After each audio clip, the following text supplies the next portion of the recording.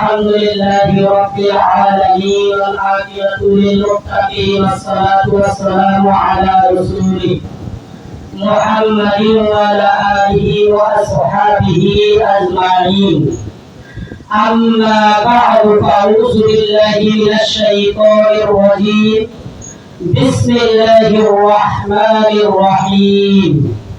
بما كسبت أيدي الناس. صدق الله العلي العظيم. ইসলামী শ্রমিক আন্দোলন বাংলাদেশ আদাবর মোহাম্মদপুর শেরেবাংলা যৌথ আলোচনা সভা।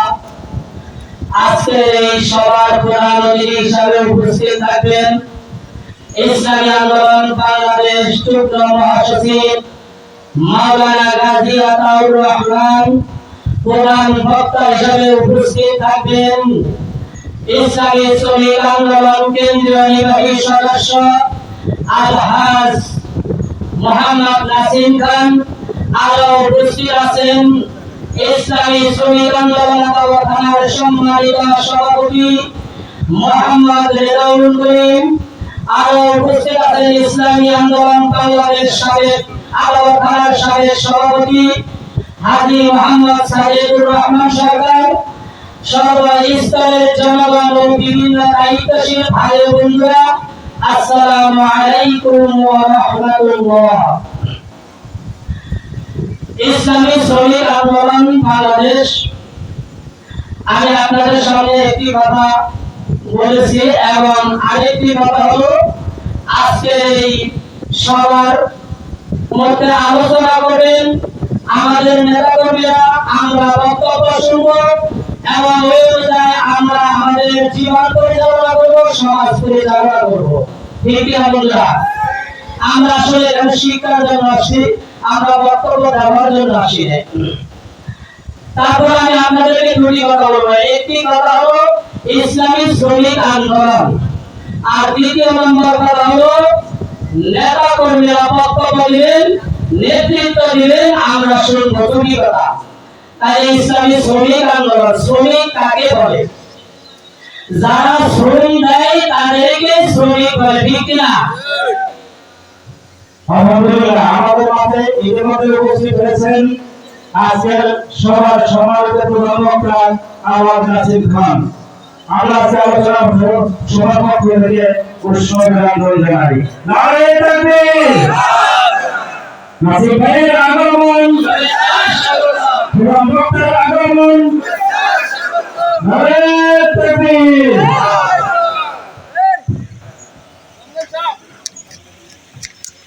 তাহলে শ্রমিক কাকে বলে ভাই? যে শ্রম দেয় তাকে শ্রমিক বলে। যেমন আমরা এই স্টেজে দাঁড়িয়েছি, আমাদের মেহমান বসেছেন, এই স্টেজে যিনি তৈরি করেছেন তাদেরকে বলে ডেকোরেটর শ্রমিক, ঠিক না? যিনি মাইক এবং লাইন দিয়েছেন তাদেরকে বলা হয় ইলেকট্রনিক শ্রমিক। আমার আপনার পরনে যে পোশাক আমরা সতর দেখেছি, এই পোশাকগুলো যারা তৈরি করেছেন তাদেরকে বলা হয় শিল্প শ্রমিক বা গার্মেন্টস শ্রমিক, ঠিক না? আমাদের আশেপাশে যে সুন্দর বিল্ডিং গুলো দেখা যায়, এই বিল্ডিং গুলো যারা তৈরি করেছে তাদেরকে বলা হয় রাজযুগালী অথবা নির্মাণ শ্রমিক। যারা জীবনকে বাজি রেখে সমুদ্রের ভিতরে হাজারো ঢেউয়ের মাঝে মাছ ধরে আমার আপনার জন্য বিভিন্ন বাজারে পাঠায়, তাদেরকে বলা হয় জেলে শ্রমিক। যারা আমাদের জন্য খাদ্য উৎপাদন করে, ফল উৎপাদন করে, তাদেরকে বলা হয় কৃষি শ্রমিক, ঠিক না? এই দেশের মধ্যে প্রায় 80% মানুষই শ্রমিক, ঠিক নয়? কিন্তু আমরা এই বাংলাদেশ স্বাধীন হয়েছে প্রায় 55 বছর অতিবাহিত হয়েছে।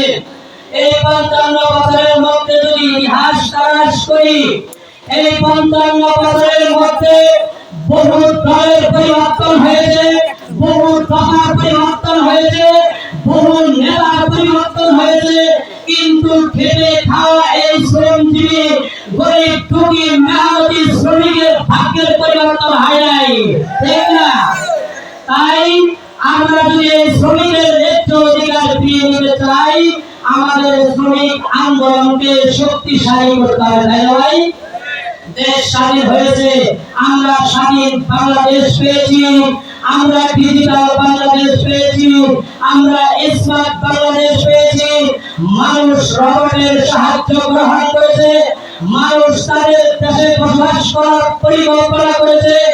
বৈজ্ঞানিকরা দূরপাল্লার যন্ত্র দিয়ে মহাশূন্যের হাজার জিনিস আবিষ্কার করেছে। রাজনীতিবিদরা যখন নতুন নতুন রাজনৈতিক তথ্য প্রয়োগ করেছে, কিন্তু দুঃখ আফসোসের বিষয়, বড় আফসোসের সাথে বলতে হয়, তাদের যন্ত্রে কিংবা চোখে মাটির এই পৃথিবীর খেতে খাওয়া গরিব দুঃখী মেহনতি মানুষের করুণ চিত্র ধরা পড়ে না, ঠিক কিনা? এই জন্য আমরা তাদেরকে ধিক্কার জানাই। আমরা এই জন্য শ্রমিক আন্দোলনে লেগে থাকতে হবে। পীর সাহেব চরমনাই বহু চিন্তা ভাবনা করে দেখলেন, যত কিছু পরিবর্তন হয়েছে, কিন্তু শ্রমিকের ভাগ্যের পরিবর্তন হয় নাই। কৃষক কৃষকে আছে, জেলে জেলেই আছে, তাঁতি তাঁতি আছে। যদি তাদের ভাগ্যের পরিবর্তন করতে হয়, তাহলে একটি শ্রমিক আন্দোলন সংগঠন তৈরি করতে হবে।